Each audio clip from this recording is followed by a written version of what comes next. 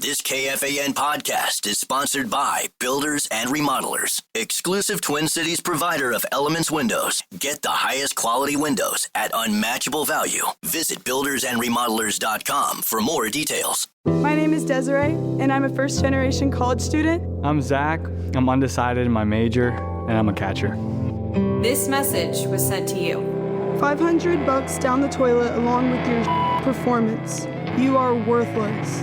Get the hell off the field before you lose me any more money, you sorry This is wrong. I'm more than a bet. Stop harassing college athletes over a bet. Learn more at morethanabet.org. Hey, it's Ryan Seacrest. Life comes at you fast, which is why it's important to find some time to relax. A little you time. Enter Chumba Casino. With no download required, you can jump on anytime, anywhere for the chance to redeem some serious prizes. So treat yourself with Chumba Casino and play over 100 online casino-style games, all for free. Go to ChumbaCasino.com to collect your free welcome bonus. Sponsored by Chumba Casino. No purchase necessary. VGW Group. Void where prohibited by law. 21 plus. Terms and conditions apply. Did you know using your browser in incognito mode doesn't actually protect your privacy? Take back your privacy with IPVanish VPN. Just one tap and all your data, passwords, communications, browsing history, and more will be instantly protected. IPVanish makes you virtually invisible online. Use IPVanish on all your devices, anytime you go online at home and especially on public Wi-Fi. Get IPVanish now for 70% off a yearly plan with this exclusive offer at ipvanish.com/audio. Just in case you missed it, it's the top 5 sports talkers of the day. Now, it's time for Dan Barreiro's Top 5 at 5. Brought to you by Gutter Helmet of Minnesota. Never clean your gutters again. Learn more at gutterhelmetmn.com. Lavelle and Neal III coming up at the bottom of the hour. First, Brett Blakemore have been working very hard in between Googling pickleball sounds and getting YouTube videos for us in the last hour on the Top 5 at 5. What's going on? Well, another one bites the dust. I wasn't even going to mention this until later, hockey-related topics, but just now, I'll even hit this. Remember the Sam Bennett dream to the Minnesota Wild? Oh, that was over a few days ago, wasn't it? Well, that was over a while ago. He said he wanted to be a Panther. Well, you can say that. Now it's done. 8-year deal with the Panthers. Jeez. That's that. How much? Do we know? Let's see. It literally just broke. I'm scrolling through the article right now. I don't see it off the top of my head. I would imagine it's a lot. It just says 8-year contract extension. So there it is. That's dead. You sound so disappointed. I don't know. I knew it. We knew it was. I want the Wild to get better.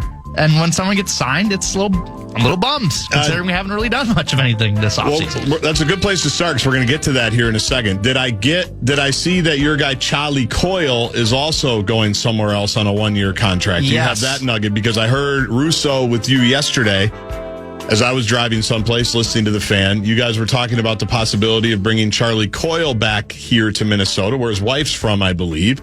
But they won't be able to settle down here for a while because he just signed somewhere else too. Where is that? He is going to Columbus. Ooh. Columbus. So, yes, him and Miles Wood for a couple picks and a handful of picks, actually. So there he goes. There's another one off the board. And you know what? John Tavares re-signed with the Maple Leafs today. So there's another one off the board. So here we are, Christmas Day in how many days? It's the 27th, Christmas Day. So is on Tuesday. And all these people that we wanted to sign continuing to be signed elsewhere, which stinks. I know Bill Guerin was on with Russo last night. I know he was on with PA this morning. So if you want 2 shots at Bill Guerin in the last 12 hours, go to the Barreiro channel of your iHeartRadio app, listen to him with Russo, and then you can listen to him on the Paul Allen channel as well if you really want your Bill Guerin fix. But here's where I think you need to land. Because I get it. This is a tough one, because it's not just the hockey community. It's everybody that has any interest in the Wild. We've been waiting for this summer for a really long time. And it seems like every year that got closer, the anticipation built and the pressure built and the adrenaline. You were just thinking, what is possible on July 1st, 2025? All things are possible. July 1st, 2025, right? We will finally be out from under the Parisian Suter contracts.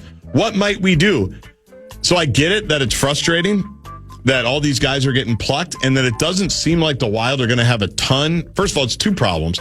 they're not going to have as much money as you originally thought because they do have to sign some of their own guys. They've already signed some of their own guys. Obviously, the Kaprizov number is going to eat into that. Probably is going to take up a lot of it, which it should. He's the best player. But the other part of it is the thing none of us ever thought about in these last 5 years was, yeah, that's going to be awesome. We're going to have money, but who's going to be available?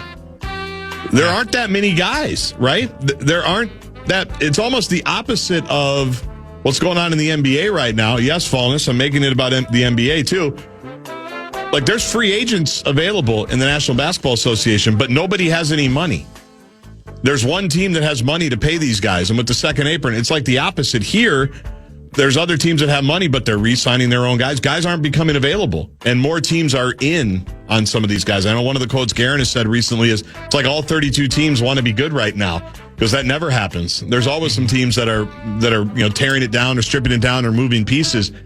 When we anticipated this summer, the one thing we didn't think about, I'm sure there were more, but one of the things we didn't think about was, well, who exactly is going to be available? And are we going to have a realistic shot at those players? Because some of them are just in good situations. Finances be damned. Certainly, your guy from the Panthers is in a good spot. So here's where I think you need to relax, okay, and just take a breath. That they're going to bring back their core, right? We know that. They probably have to bring back Rossi, right? He still hasn't been traded. Draft is tonight. Which we don't pick. Do not pick in the first round. They're finally, and I know that telling Wild fans to be patient is probably not the best thing to say at this moment. But confirm. This season, every year for the last 4 years, the other thing we've heard is, well, they're not going to be able to do much at the trade deadline because the money that comes in also has to go out. And so it's got to be a hockey trade. And it's just got to be this contract number for that contract number. They can't take any additional salary. They because of injuries, they haven't been able to accumulate any cap space, which I still don't understand how that works throughout the season. Like, your salary cap number changes like every 10 minutes for what you can afford and what you can't. Thank God I don't have to follow that on a daily basis. I couldn't do it. But this is actually a year where, if they do have a need or find a need, and we know they do, but if they want to get better during the season, they can finally do that too, theoretically, right? Yeah. You're just going to have to wait. Your face tells me that you don't. You're not really buying the message right now. No, we've been told to wait for 5-6 years now, and I'm tired of it. But I'm tired of this, Grandpa. That's too damn bad. At some point, though, like, some of these guys aren't going anywhere or don't want to go anywhere. Like, who was one of the guys we wanted to sign that ended up re-signing with his team? Like, one of the Brocks. Was it Nelson or Besser? Yeah, Nelson. He signed like 6 months ago, right? And that's probably 6 weeks ago, but that was a name we've been hearing forever. And then he signed before the season was even done. So there's some stuff that's just out of your control. Even though you have the ability to have the money, that's great. But you also don't want to just start throwing it at players. Hey, we got the money. What should we do? Like, you do have to show some discipline, as hard as it is. I agree with that. I'm more at the stage of like a parent where I'm like, I'm not mad, I'm just disappointed. I think that's where I'm at right now, because I get it, and everything you said is right, and you wouldn't want to get into another 6-year, 8-year deal on someone you're not really crazy about just because you got to do something. So I agree with you there, but also I'm like, been waiting for so long. I just want something to happen. Come on. So I know Brock Besser doesn't play center, but like, just something. Give me anything to squeeze it, because we're going to bring back the core. We're happy for you. Love that. We squeaked into the playoffs because Kaprizov was injured for half the year. So I'm not sure that just bringing back the core is going to get us over that hump that may or may not be. Who was the best team in hockey in December before Kaprizov got hurt? Who had the most points? That would be your Minnesota Wild. Okay. That is true. What am I missing? I mean, we just got to stay healthy. It's a big if. Did you watch the playoffs? Who was the I guess, favorite for MVP like around Christmas? It was someone I'll never say a bad word about, Kirill Kaprizov. Okay, let's just run it back. Let's just see what happens. And then during the season, let's make a couple of moves. Let's bring some people in. When you lose in the first round, I'm not exactly convinced of running it back. But anyways, just add. I don't want to lose people. Just add. That's what I want. The Wolves, speaking of which, they got past the first round. NBA draft. Again? Yes, they did. Their first pick. So I have several. You're going to have to give me this. So the AI overview on Google says that the first name is pronounced like the English name Joan. Okay. and Behringer is pronounced as it looks. But then Joan Behringer. But then I went on YouTube, and here's how it says it needs to pronounce. Behringer. Behringer. Behringer. Well, I like that. Behringer. Yeah, so I don't know where to go with this. I'm sure they'll ask him. Yeah, I'm sure we'll figure it out eventually. But that's how many times it was Rossi, then it was Rossi, then it was Rossi, then it was we want to trade him. I can't roll my R's, but then it was Rossi. Rossi, it was not going to work here anymore. Yeah. We did that with... Then he was fourth line scratch. Granlund. My favorite is the Gophers had a kickoff returner, and I think wide receiver, and then I think defensive back. It was the Brewster era. They moved him all over the place. I think he was on the team my first year on the sidelines. His name was Troy Studermeyer. He was with the team for 5 years. At least 5. I think he had an injury. It wasn't until his last year when people stopped calling him Troy Stoudemeyer and called him Studermeyer. And just no one had asked him, and he never bothered to correct anybody. So, we never know. Or they'll just say it, and then a year later go, that's actually not how you pronounce the name. It's like the least reliable people on how to pronounce their names are the athletes themselves sometimes. Well, from an outsider, because I'm not a hoops guy, as you know, but from the outside looking in, I don't know if the NBA draft is a NFL draft. You can draft for need. Sometimes you draft best player available, but you can draft for need. NHL and MLB draft, you absolutely cannot draft for need because you're not going to see them for 5-6 years at times. I don't know where we're at because I was under the impression that point guard is number one with a bullet, at least from the shows that I work. And Trae Young is a name. I know it doesn't do it for you, but that I keep hearing. Yeah. So, and that wasn't really addressed in this draft. No, because I think there's two. Now, Conley did say last night that they were targeting 5s and a couple of 1s, kind of, is how he said it at 17. That they were looking for some bigger pieces, but they also looked at some guards. I would imagine the Florida guard who went to pick after to Utah, by the way, and has already reported. By the way, Ace Bailey's expected to report tomorrow. We might do a follow-up on that next segment. But I think in my opinion, I think part of it is if they do try to get a point guard, it's going to be a veteran point guard. I don't think they're that sold on bringing in another young point guard, given that they just traded a bunch to draft in the top 10 a year ago, Rob Dillingham. I don't think they want to give up on Rob Dillingham, and I don't think they should. I want to see more Rob Dillingham. And first of all, it means he needs to be healthy. And then second of all, the head coach has to play him. We obviously know that Chris Finch did not play a bunch of rookies this last season. I understand why he didn't, because he had all these other new pieces that he was trying to fit in. The veteran guys like Randall and DiVincenzo, and Naz Reid was going to have a different role. It made sense. Should they have played more young guys throughout the season? Of course. But I understand why he didn't. Next year, that understanding is out the window. They do need to mix these guys in a little bit more. And Dillingham would be a big piece of it. When Dillingham played in a lot of games, I think about just off the top of my head, the game at Memphis on Martin Luther King Day. We were doing the show after the game. It was an afternoon game. I'm sitting in here watching it. He basically single-handedly got them back into the game against the Grizzlies, who weren't awful at that point. They ended up being awful. Guys got hurt. They fired their coach. But they were in the mix for a playoff spot at that point. And Dillingham was the catalyst to get them back into the game. And then, like they did often during the regular season, they lost in crunch time because Anthony Edwards couldn't make a shot in the final couple of minutes. I would not have drafted another young point guard. I understand the logic of acquiring a veteran to share more minutes than Mike Conley's probably going to get. Mike Conley's going to be on this team again. I think Mike Conley should be on this team again.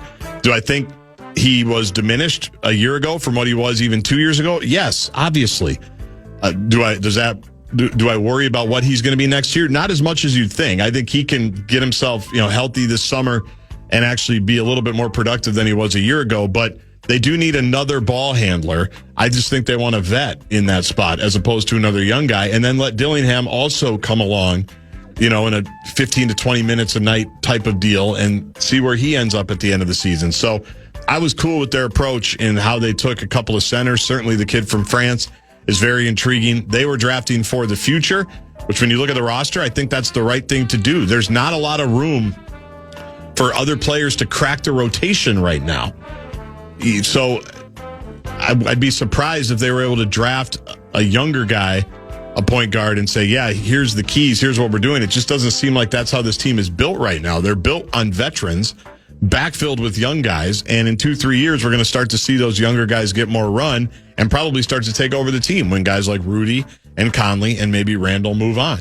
Anything else you want to sneak in here? Should we pause and do a couple of more things on the other side? We'll just say that the Twins must have been saving up their runs over the past handful of games just to use them all yesterday. They win 10-1. They split the series with the Mariners at home, and they're in Detroit today to take on the Tigers.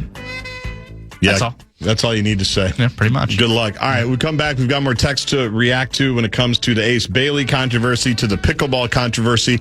We'll get ready for Lavelle E. Neal III at 5:30 on this Friday afternoon. Hey, it's Ryan Reynolds here from Mint Mobile. Now, I was looking for fun ways to tell you that Mint's offer of unlimited premium wireless for $15 a month is back. So I thought it would be fun if we made $15 bills. But it turns out that's very illegal.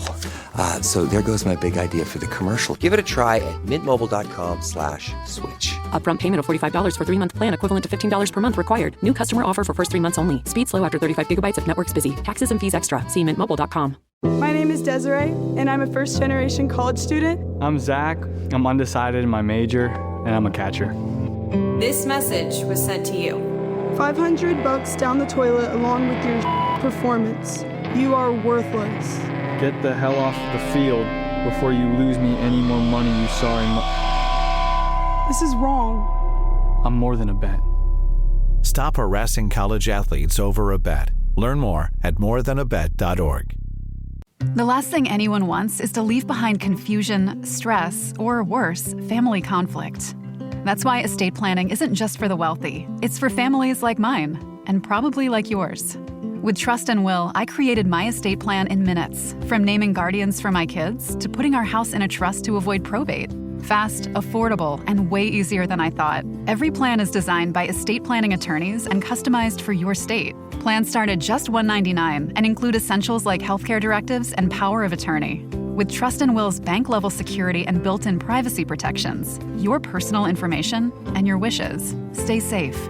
Whether you're newly married, raising kids, caring for aging parents, or just want peace of mind, Trust and Will makes it easy to protect what matters most. Go to trustandwill.com, use code RADIO at checkout, and save 20% on your personalized plan. Because there's no better time to protect the people you love. Trust and Will is an online estate planning service. See website for details. This episode is brought to you by Navy Federal Credit Union. Navy Federal can help you find and finance the right vehicle with ease.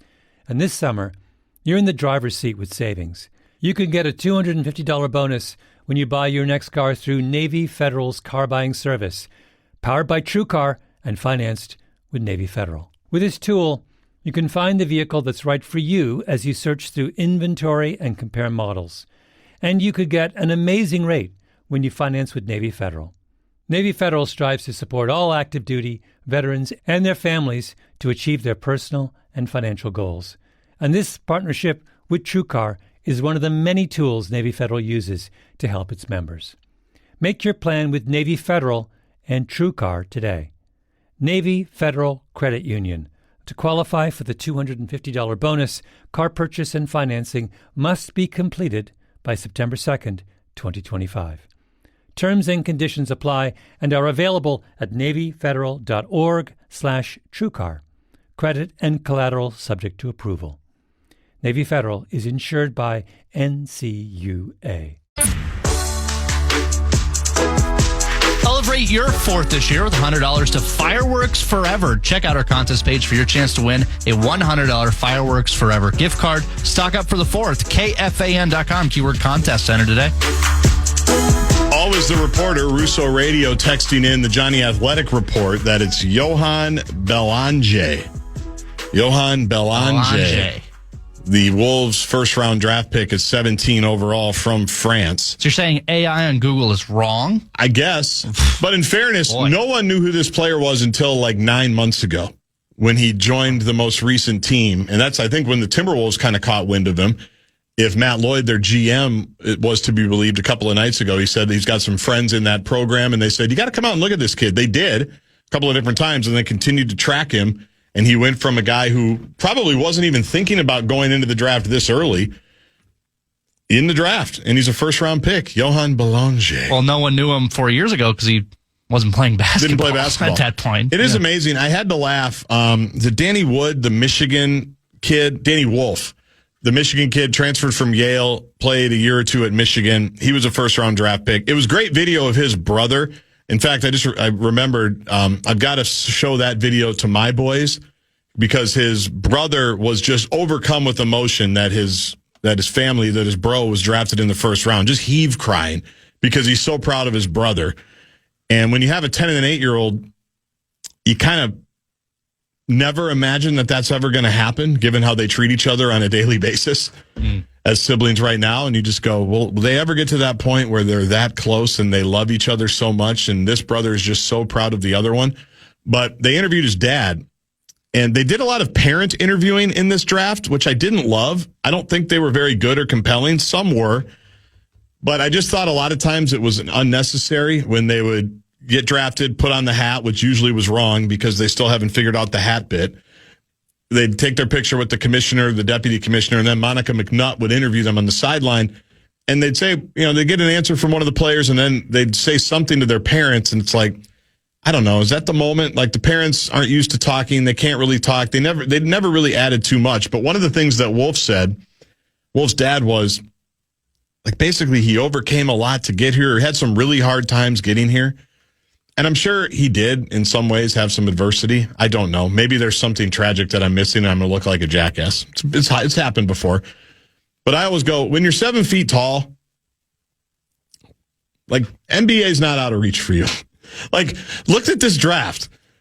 Like, the 5'9" basketball player over here, we went through stuff, all right? Because we showed up to the gym and was like, well, I got no chance against that guy. No matter how good my handle is or my pick and pop, I've got no chance because bro's 7 feet tall. Like, acknowledge your basketball privilege, I guess is all I'm asking. Because, like, to your point, Belanger just decided after COVID, while all of us were picking up new hobbies out of the pandemic, hey, I think I'll try hoops. People learned guitar. People learned how to cook. People learned how to fix cars. We all had COVID hobbies, right? We were trying. Apparently, he sat around in France and said, hey, you know what's interesting? I'm 7 feet tall. Why don't I play basketball? And 4 years later, he's a first-round pick and is going to be on the bench of a Western Conference Finals back-to-back team about to take over for Rudy Gobert, who he grew up, I guess, not even grew up, learned about 4 years ago when he started to play basketball. Same bit with our other guy, with Rocco. I think he played soccer until like 4 years ago. It's like, hey, guess what? My cleats don't fit, or they can't find cleats for you, so here's basketball shoes. Go play. I can't buy the 7-footer adversity. Maybe that's the 5'9" tortured point guard in me, but I can't buy it, Brett. This might be a preposterous statement, and this may be Kevin Fallness and me speaking. Is there any other sport out of the core four that you could pick up and within 4 years be a first-round draft pick? Football. I mean, football. I think you could like could on the line, maybe. No, even then, I don't know. No, because obviously, you and I don't really know, right? We have no idea. We have no idea what goes into it. But how many times? Like, the most obvious thing is people always say, "Well, LeBron James could be a great tight end. Just throw him out there, let him learn the routes." Maybe let him learn a little bit of a blocking scheme and let him go, right? Because he's just he's a physical freak. He's 6'9", can run super fast. Antonio Gates, Tony Gonzalez, all those guys played basketball in college. And some of them played football, but they just said, hey, you know what? Football looks good. I'll go try to be a tight end. Like, I think football's probably the closest. I'll say it this way.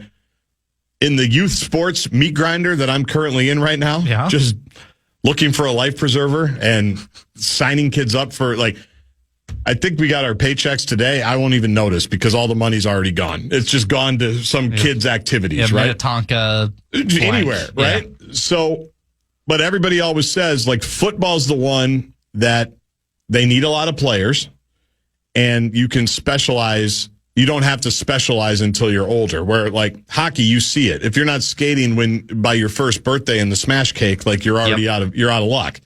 A lot of sports are like that now, which is sad. I actually was going to spend some time on that this week. We never really had a good chunk of time to get into, but it's something we've talked about before, and it's not a new subject, but just the specialization, the expense and the specialization of sports in the long run, how how damaging it is in general to the kids that are doing it, but also the ones that can't do it, that can't afford it or don't think about it, or, at 12 decide they want to play a sport. Like, we're losing the late bloomer unless you're 7 feet tall. Like, unless you're a 7-footer and you can just go, you know what? I'm going to try basketball. And if I'm a decent athlete, you can't teach height, and I can just pull up and do that. So, but you're right.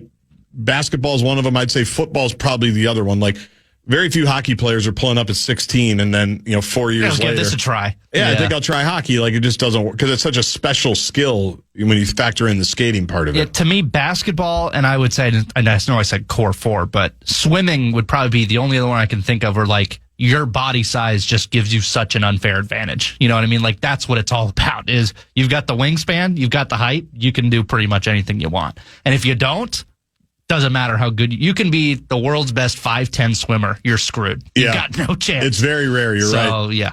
I always had a problem when someone was really tall and didn't like basketball. Mm-hmm. Because I was just like, you've been given such a gift. Like, why are you squandering this? Do you understand? Like, you don't even have to jump to touch the rim. It's like being in Edina and not wanting to skate. It's like you've been given such this great opportunity. That was me, You squandered it. That was me, and I'm sure I would have been a hell of a hockey player. I'm sure it's hockey's loss that I never played. But I would just always look and go, do you know how much jump roping I could have saved? Do you know how many random shoes that helps your calves that I could have avoided purchasing if I was only 6'9"? So I respect these two that we drafted, that they realize they're 7 feet. Hey, let's give basketball a turn. Let's see what happens. Because it just pains me when I see someone tall and then they tell, I never really got into basketball. Oh, that's too bad. Because you probably could have been a first-round pick if you would have only tried. Lavelle Neal III will help us put a wrap on this week. My name is Desiree, and I'm a first-generation college student. I'm Zach. I'm undecided in my major, and I'm a catcher. This message was sent to you. $500 down the toilet along with your performance. You are worthless.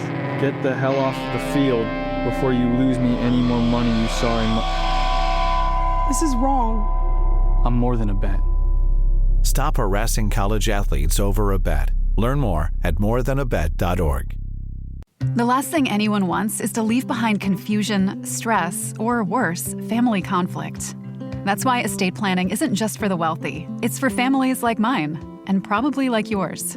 With Trust and Will, I created my estate plan in minutes, from naming guardians for my kids to putting our house in a trust to avoid probate. Fast, affordable, and way easier than I thought. Every plan is designed by estate planning attorneys and customized for your state. Plans start at just $199 and include essentials like healthcare directives and power of attorney. With Trust and Will's bank-level security and built-in privacy protections, your personal information and your wishes stay safe. Whether you're newly married, raising kids, caring for aging parents, or just want peace of mind, Trust and Will makes it easy to protect what matters most. Go to trustandwill.com, use code RADIO at checkout, and save 20% on your personalized plan. Because there's no better time to protect the people you love. Trust and Will is an online estate planning service. See website for details. This episode is brought to you by Navy Federal Credit Union. Navy Federal can help you find and finance the right vehicle with ease. And this summer, you're in the driver's seat with savings. You can get a $250 bonus when you buy your next car through Navy Federal's car buying service, powered by TrueCar and financed with Navy Federal. With this tool, you can find the vehicle that's right for you as you search through inventory and compare models. And you could get an amazing rate when you finance with Navy Federal. Navy Federal strives to support all active duty, veterans, and their families to achieve their personal and financial goals. And this partnership with TrueCar is one of the many tools Navy Federal uses to help its members. Make your plan with Navy Federal and TrueCar today. Navy Federal Credit Union. To qualify for the $250 bonus, car purchase and financing must be completed by September 2nd, 2025. Terms and conditions apply and are available at NavyFederal.org/TrueCar.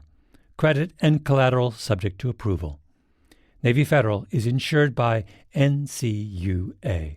Discover the art of adventure in Cedar City, Utah.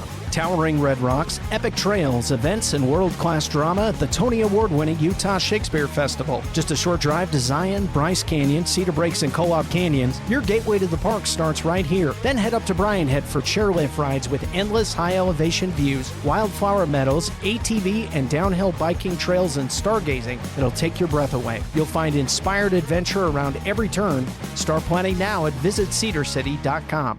We come back.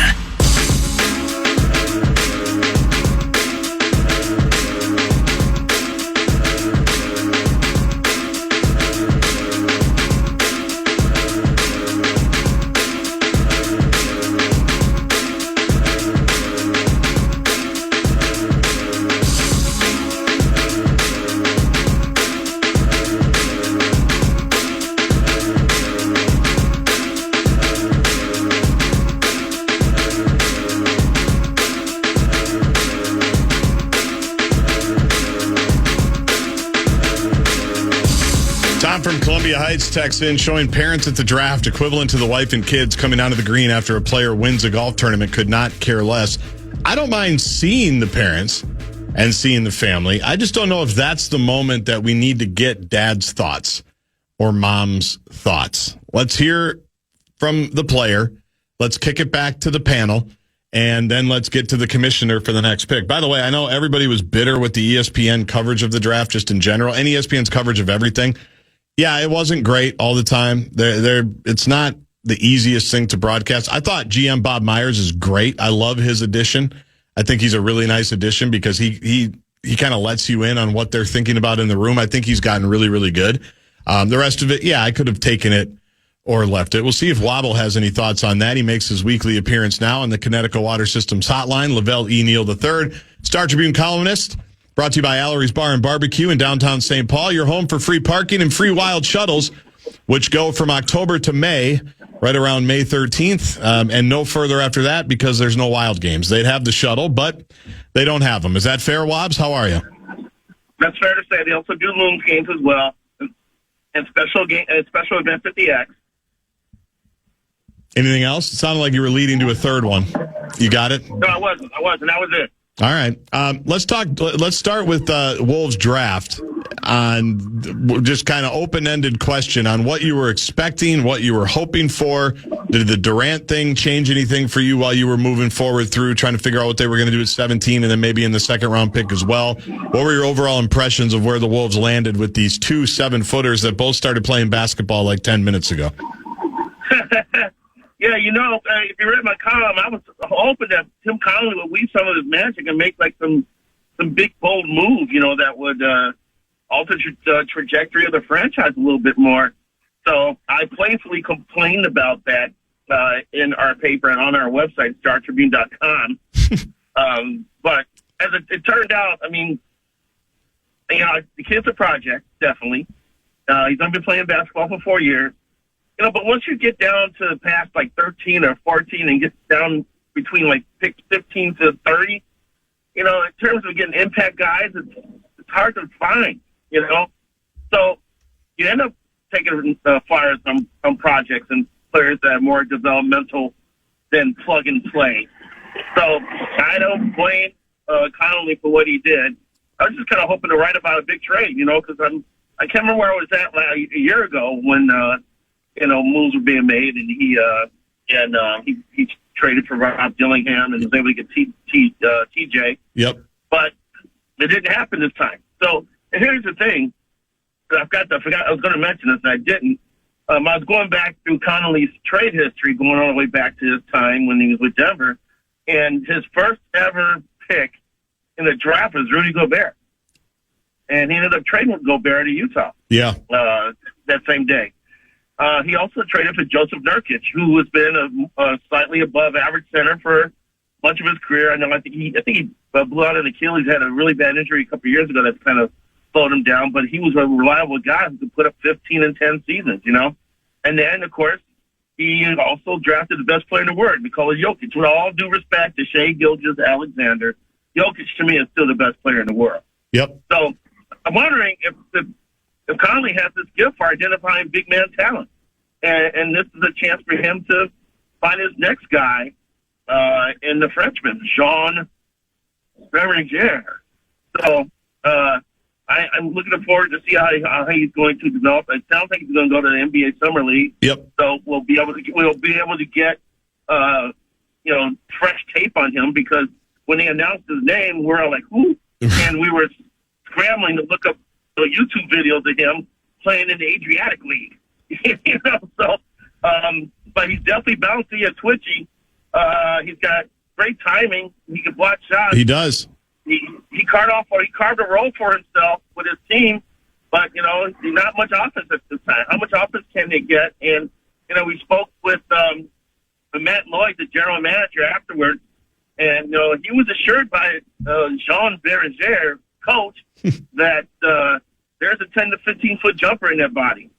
So if he could develop that, he'll be a little bit better than Rudy Gobert from an offensive standpoint. So it's just going to be 2 or 3 years to see how this comes around. And I think that's what happens, when you draft that low in the first round. And it's a reflection that either you made a goofy trade or that you had such a good season that you're drafting that low. But we just have to be patient, man. Well, and that I agree with pretty much everything that you just said there, is that I don't think Conley's done this offseason. I do think there's going to be some type of Nickeil Alexander, Walker sign and trade. Obviously, we've got the Nas and Randall thing to figure out. I think they all know they need a point guard. I don't think drafting a point guard, because Walter Clayton Jr. went one spot after, I think, to Utah, and I know that was a name for a lot of people. To me, that's not the way to do it this time around, because of what you said. A year ago, you traded up to pick 8 for Rob Dillingham. And I know he didn't get a lot of run because of injuries and because of Finchie's reluctance to play the young guys, but drafting another younger point guard that would kind of block him down the road, I don't think was the right thing to do. I'm cool if you can swing a trade for a good point guard right now and let him split the time with Conley and Dillingham and see what happens there. But I was glad they went down the center route, because they are looking at that second Anthony Edwards window, in 2-3 years when Rudy's gone and Conley's gone, and who knows where Randall is at that point. So I thought it was tremendous foresight and a great pick, and I really didn't want him to take a point guard in that spot. Yeah, and besides, I don't mind getting another big in a roster, because, other than Nas Reed, what size are they bringing off the bench? I know Luka Garza's around and he means well, but I still think they need to add someone that has more upside, and I think they got it in Jean Berenger. So, in terms of a point guard, yeah, I think if they could come up with someone who's got some experience, that'd be great. I think pie in the sky. I think you and me are both on the Aaron Fox Island. Yes, it's a big island. It's a big island. To see if they could pull off something magical. I don't know how much they would have to give up or something like that, but you got to look that way. And then Conley's going in the reserve role, which I think would really thrive in, and still be the old soul in the locker room, which is needed with that bunch. And Dillingham's still on the developmental cap, and that's not a terrible thing. We are in the foxhole, I think, is a fair way to say it. I'm trying to think of another word. There you go. I was you're quick of a quick wit than I am. That's what I was trying to get to. Foxhole. We are in the foxhole. A-Rod and Lori are now officially the owners. Are you convinced, like nobody else apparently, that they're going to keep the team here in Minnesota? It's been bothering me again all week, Lavelle, that these guys have to continue to answer whether or not they're going to keep the team in Minnesota. There's nowhere for them to go. I don't know how to break it to anybody. Why are we so worried that a franchise is going to leave just because the guy from Mankato no longer owns it?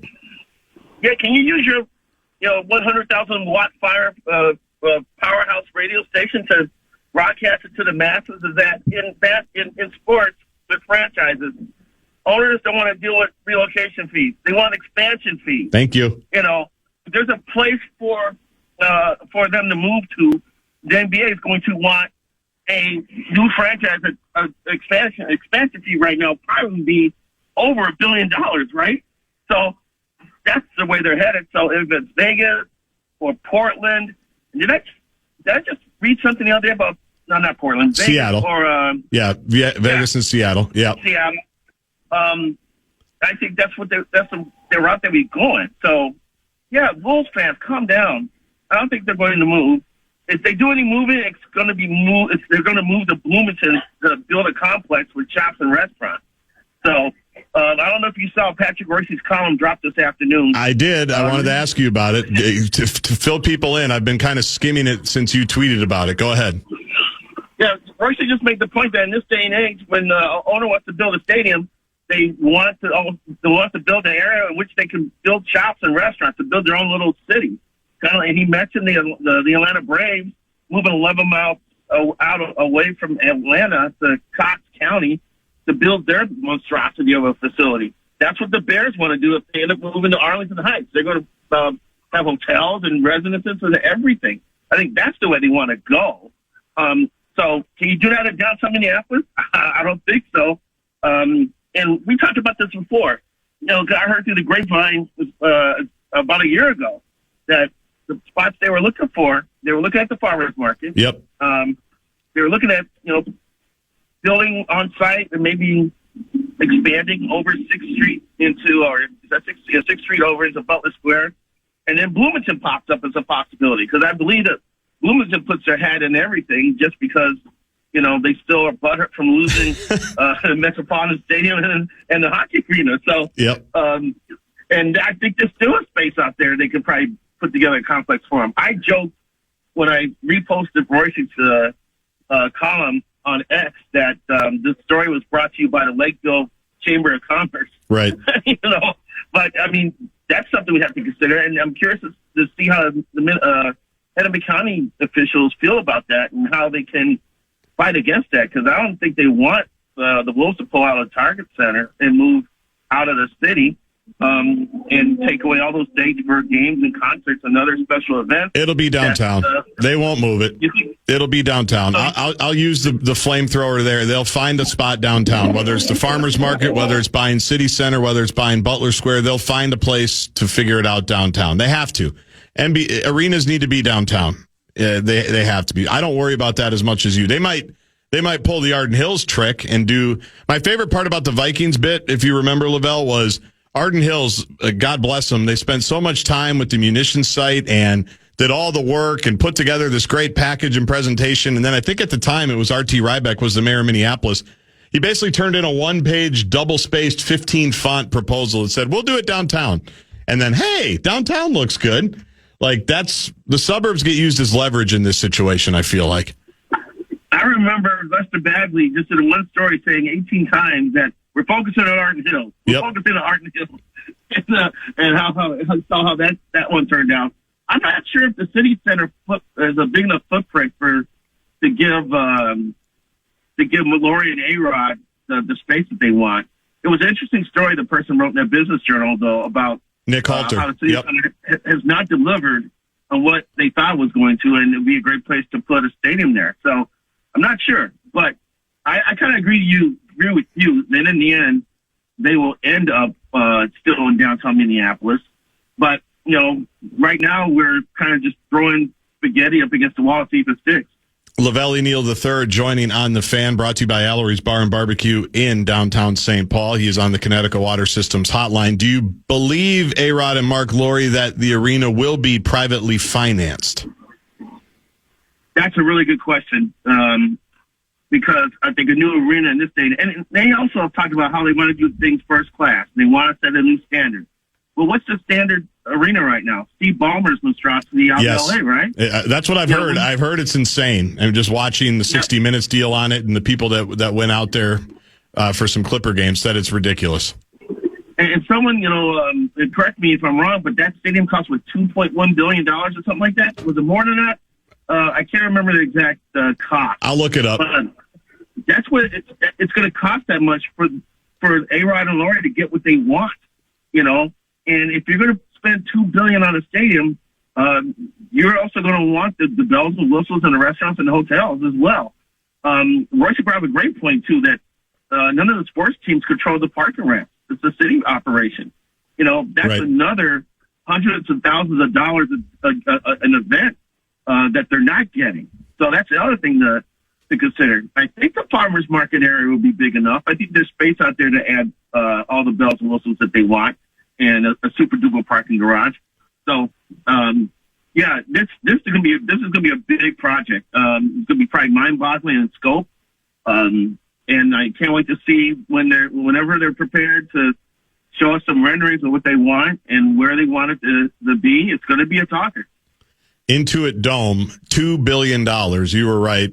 Entirely private financing, primarily from Clippers owner Steve Ballmer. Now, Ballmer is one of like 4 people that could do that on his own, right? But and our guys don't have that same wealth. A-Rod certainly doesn't. Lori, has some. Obviously, having Michael Bloomberg as another super wealthy, multi-billionaire, maybe he helps out with that somehow.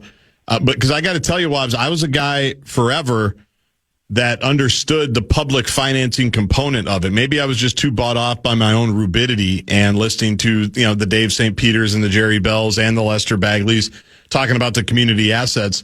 I don't know if it's in my old age or what, but as I watch these franchise values, basically double and triple, since A-Rod and Lori bought the team, the valuation of their own team has doubled, right? Everybody thinks it's like a $3 billion asset that they just bought for 50% of that. I don't have the same appetite or eagerness to go to Capitol Hill for these rich owners to help finance their buildings. So I think they would get significant headwinds. I think I'm saying that right, politically and in the public sphere, if they do kind of walk this back eventually and say, yeah, we wanted to do it privately, but we're actually going to need a lot of help. I don't think there's that same appetite. I can't see the state or the county contributing more than like infrastructure costs. And that said, Garzi, we've got the Twins are trying to figure out a way. I guess the tax they wanted to extend it got turned down to upkeep Target Field. The Wild wants a chunk of change to upgrade Excel, although I think they had to walk back off their initial ask, which was $300 million or something like that. Yep. And the Vikings want something for upkeep of U.S. Bank Stadium, and your lovable barn. The Gophers may be nearing the time where they finally want to move out, and we're talking about billions of dollars of ask to a state legislature that is predicting and projecting a budget deficit in each of the next 2 years, right? So it's going to be tough sledding. I think these teams are now like a decade late. Like, I don't think there's the same. And you know why? Because so many billionaires did it themselves. Now it just became such commonplace to go, oh, you're building a new stadium. What do you need? Right. And then the community leaders, the government people would say, all right, we'll give you 20%, 30%, 50%, whatever it is. Well, now SoFi, I think, was mostly publicly financed. The Chase Center, where the Warriors play, I should say privately financed. I think so many other people just went out and did it on their own, and now there's a little bit of a precedent to say, no, you guys can do it. Like, we're good. Well, here's the thing, though. This state has billionaires, no doubt, but it's like 1 or 2 or $4 billion net worth. They don't have the F you, I'll do it myself money that Ballmer has. Right, exactly. We're seeing that in the process of trying to sell the Twins because I don't think there's no deep-pocketed master like Ballmer or Bloomberg, being part of a group. And this is why they've been trying to piece together, multiple ownership groups to try to get a Twins transaction pushed over the goal line. And it's based on what I've heard, they're still not super close to that happening. So, it just tells you what it takes now to do something big in this country. In our final minute or two here, Wobbs, tell us what's left to say about the Twins at this point. They got their 2-game winning streak, offensive explosion last night. It's kind of a last stand here against Detroit. I don't think the division really is gettable, but they've got now, I think, at my count this morning, before enough said, 5 teams in front of them for that final wild card spot. It is getting late early. What's left to say here? Yeah, when you guys start hopping over 5 teams, that's going to take a hell of a month of baseball to do that. And the Twins have only been able to put their best baseball together for that 13-game winning streak. It's in them. It's definitely in them, and they've got to rediscover that form sooner or later. I know Pablo's going to be out, but they have to work around this. They've got to figure out what's wrong with Bailey Over and get it fixed as fast as possible. Zebby Matthews should be ready to pitch in about 3 weeks or so, and they're going to need him.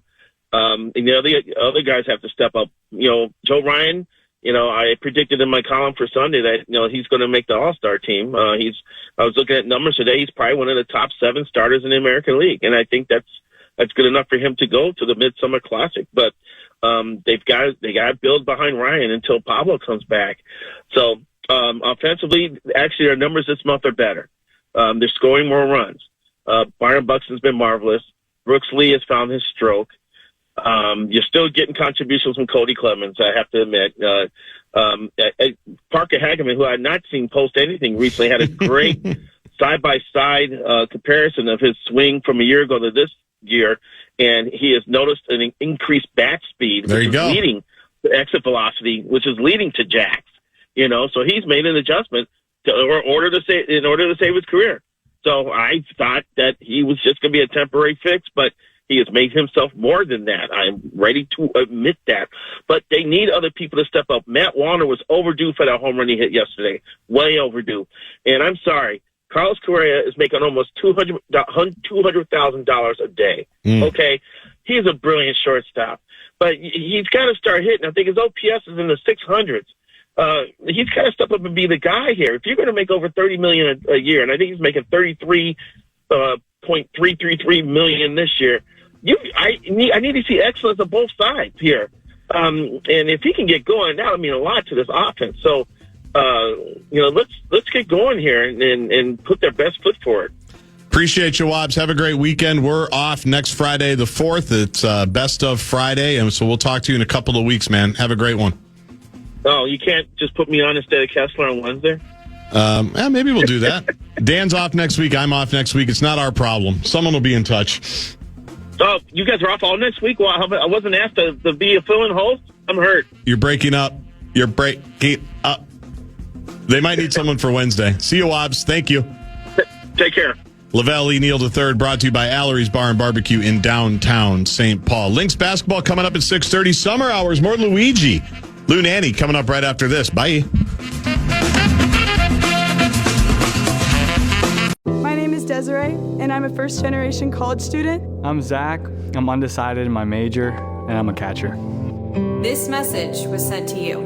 $500 down the toilet along with your performance. You are worthless. Get the hell off the field before you lose me any more money you saw in This is wrong. I'm more than a bet. Stop harassing college athletes over a bet. Learn more at morethanabet.org. Okay, have you heard about this? Last year, Degree changed the formula for their Cool Rush deodorant. Their fans rebelled and wanted the old scent back. And Degree listened. That doesn't happen often. They admitted that they effed up and are bringing the original Cool Rush scent back. And it's exactly how you remember it. Cool, crisp, and fresh. There's a reason it's the #1 men's antiperspirant. And it's back in Walmart, Target, and other stores for under $4. So try it and see what the fuss is about. Head to your local stores to try the OG Cool Rush for yourself. Did you know using your browser in incognito mode doesn't actually protect your privacy? Take back your privacy with IPVanish VPN. Just one tap and all your data, passwords, communications, browsing history, and more will be instantly protected. IPVanish makes you virtually invisible online. Use IPVanish on all your devices, anytime you go online at home and especially on public Wi-Fi. Get IPVanish now for 70% off a yearly plan with this exclusive offer at IPVanish.com/audio.